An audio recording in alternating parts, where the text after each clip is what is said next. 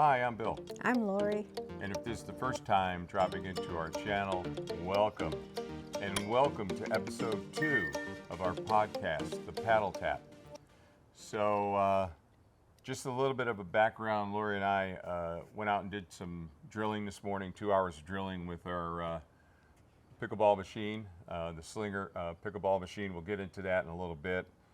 And we're going to play pickleball this afternoon at 1 o'clock. And it's pretty warm here in San Mateo, so... We're in the middle of a heat wave. We are. And then it's supposed to cool off again, so...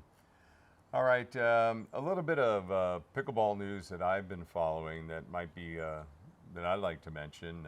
And a couple of things. I follow the PPA, and I'm also starting to follow Major League Pickleball.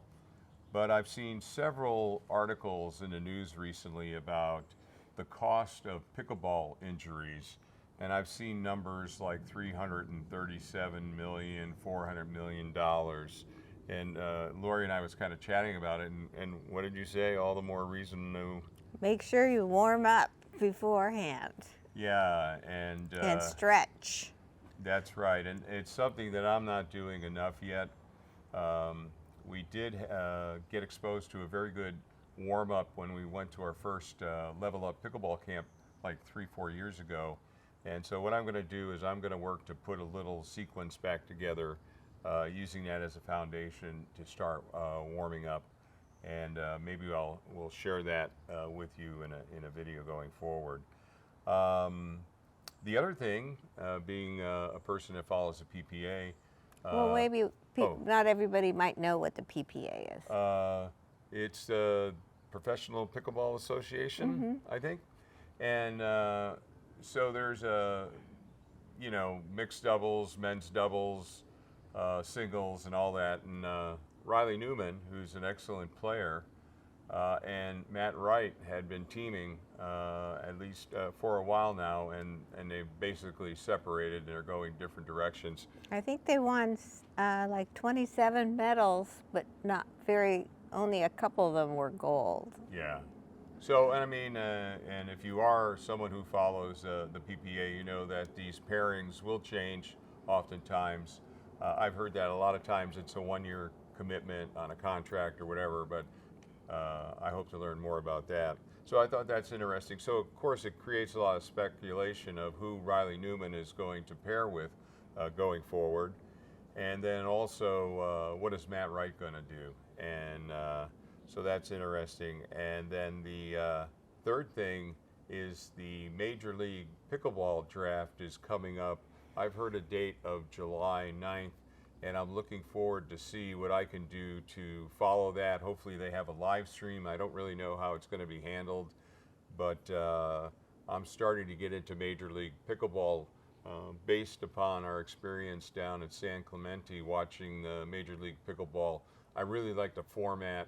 I like the Dream Breaker. Oh, that's really cool. I like the rally scoring. Maybe you can say what's different about it. It's not traditional. Maybe not in this podcast, but maybe in a future one we'll do that. So that's kind of my news around the general pickleball type topics. Do you have anything this week? No. No. Okay. And then. This section here is where we call out if we have a video that caught our eye this week, and definitely one that caught my eye is from Jordan Briones. I will put a link in the video description. It's a drill on how to stop popping up the ball when you're at the kitchen line. I plan to incorporate that into my drill routine, and I'll have more on that going forward, but I found it was an excellent video. And just to give you an idea where I'm at, I'm very careful in a sense of what I watch as far as instructional videos on the internet. And the two people I do like is Tyson McGuffin and Jordan Briones. And I tend to stay away from other instructors that are out on the internet. And the reason I do that is I like Jordan's methodology of sharing information. It works for me. And I like Tyson's approach to sharing information, the terminology he uses, and how he incorporates the concept and the drill and then a game.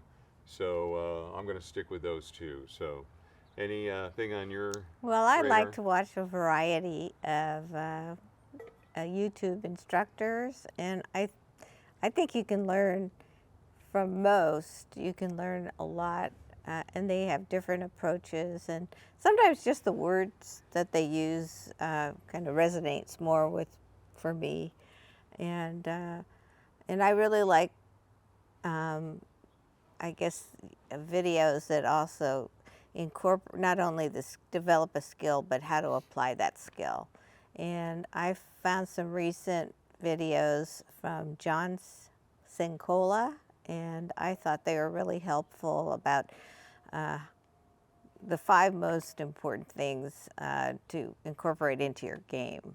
And I'll put a link in the description to his website. You know, Laura, you call out, in my mind, an excellent point. Each of us may learn differently, and us being a man and wife, or husband and wife, I should not expect Lori to learn in the same methods that I learn, and she should not expect me to learn in the methods that she learns best with. So I think we have to keep an open mind relative to each of our individual approaches to learning and what works best for us. And But my video of the week that I want to share are the control wall drills from Primetime Pickleball. For me, they really helped me keep my eye on the ball. And in order to be successful at doing these drills, you really have to move your feet. And it develops control, the ability to hit the ball hard and then hit the ball soft. There's 4 levels, of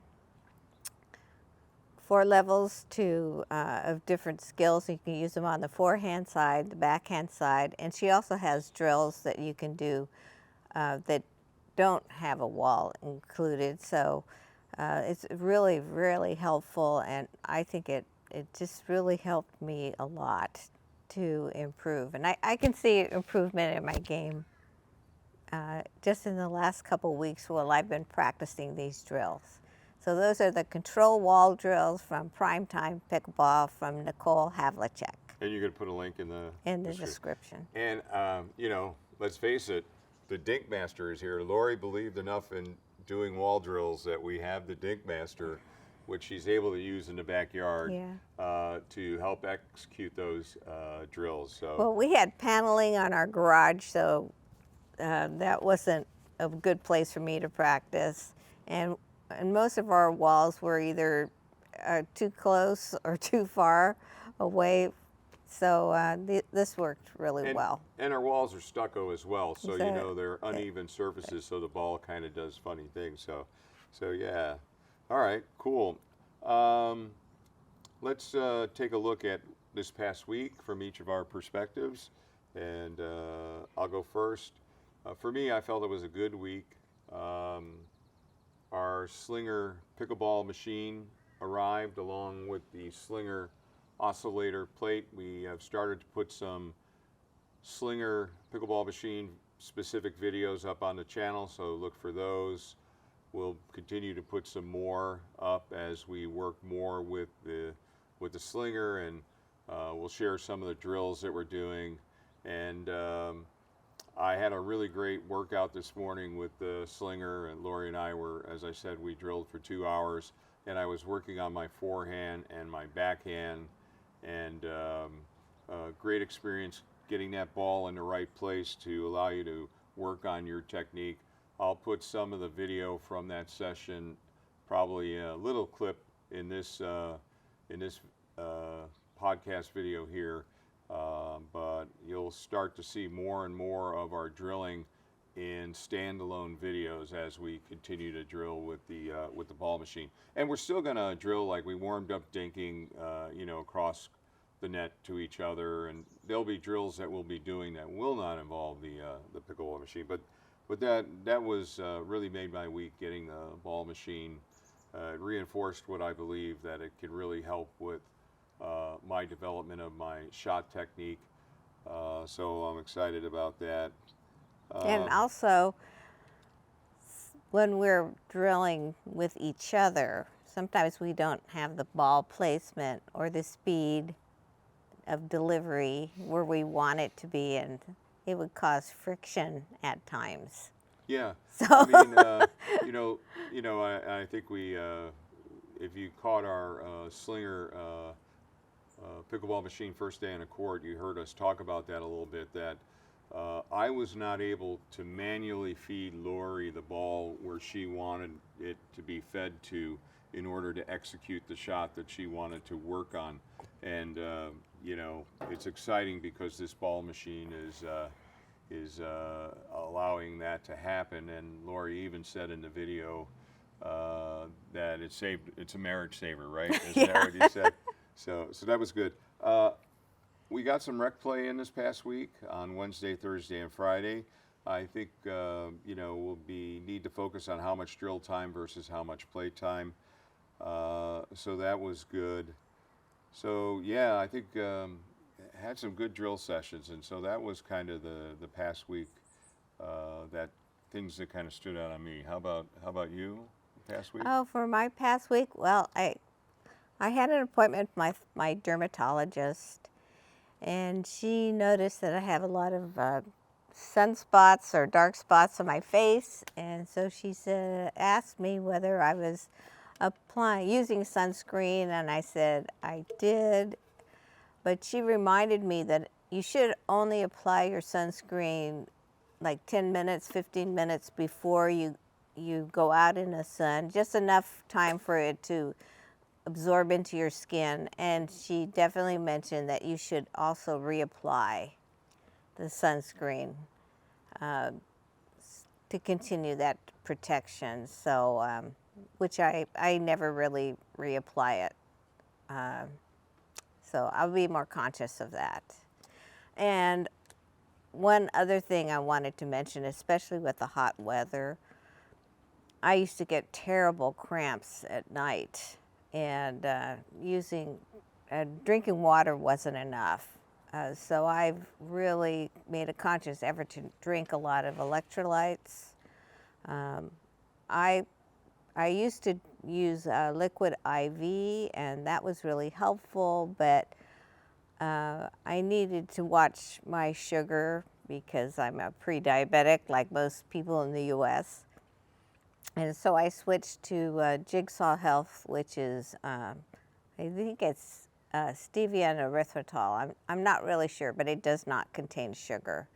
So I drink that before I play, while I'm playing, and sometimes during the day or at night. So. And you were not aware of this, and right on the money here. So I had just picked this bottle up thinking blue is me, and I took some, and so what you saw me do was spit out whatever I took in my mouth here, and I had forgotten that this was a secondary water bottle for Lori, so it had her electrolytes in it. Unfortunately, I'm dealing with a gluten intolerance and a histamine intolerance issue, so the electrolyte does not work well for me. So I'm kind of, until I find a low histamine electrolyte, I'm basically having to stay with water, but fortunately I'm not cramping up. And the other challenge I have is that as I exercise, my body releases histamine, so the level of histamine goes up in my body, so I can sometimes get migraine headaches and that. So I'm working to manage that through supplementation, and so if you saw me spit something out, that's why. So I didn't want to swallow it. All right, so what the week ahead? We want to talk a little bit about that? I think just more drilling, right? Well, we have Practice. our first pickleball lesson with Marcia. We've Marcia Nishi, maybe. Marcia Nishi. She teaches out of Alameda, California, and I think there's another location as well. Early on, we took lessons from her. I really like her style. She has a ball machine. She's certified instructor. She plays pickleball herself at a high level. So, you know, I think that's another thing, that each of us may find a certain style of instruction where we're working one-to-one with an instructor that works best for us, and maybe not the other. So I'm really looking forward to that. That's going to be on the 10th. Oh, I guess that's the week after. Okay, so that'll be a week from this coming Monday. Okay, I'm a little bit ahead of myself. So again, I guess looking into next week, it's going out by myself with the ball machine and seeing how I do. I have an hour and a half of court time reserved, and so I'll work out with the ball machine and go through a sequence of shots. And other than that, again, just continuing to get into a rhythm and getting drill days scheduled so they fall on a schedule regularly, and then our rec play scheduled regularly. And then I want to start going into the gym and working on some resistance training to build up my core and some of those things. But that'll be more down the road. So just more drilling for next week. Mm-hmm. Okay. All right. Well, I think that kind of sums it up. We're bringing the ball machine with us at 1 p.m. today because some of the people we play with wanted to experience what a ball machine is like. You know, hopefully that'll help them formulate the opinion whether or not a ball machine can add value and be helpful to their training objectives. So that'll be fun. And we're going to ask each person that uses the ball machine to hit the subscribe button.